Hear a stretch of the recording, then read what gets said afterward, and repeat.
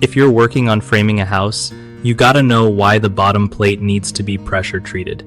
It's a total game changer for making your build last. So, here's the deal with pressure treated bottom plates. They're specially made to handle moisture and bugs when they're touching concrete or masonry. First off, concrete holds moisture, and if your bottom plate isn't treated, it'll soak that up and start rotting super fast.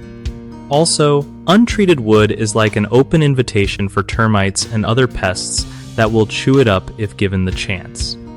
Pressure treatment adds chemicals that keep both water damage and insect problems at bay.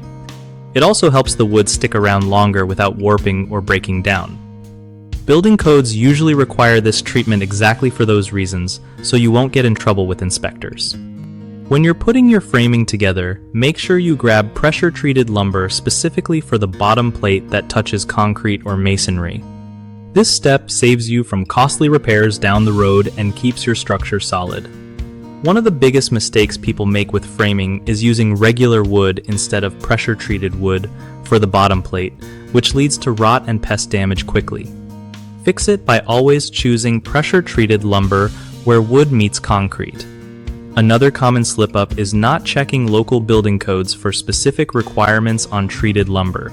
Don't skip this, because inspectors will catch it and might delay your project. Lastly, some folks forget to seal or protect the treated wood properly after installation, which can reduce its lifespan. Make sure to follow up with proper sealing or flashing to keep moisture out. BigHomeProjects.com is awesome because it helps homeowners find trusted local contractors who know their stuff on projects like framing and pressure-treated wood. Contractors get a steady flow of work from people who need their skills, making it a win-win for everyone involved.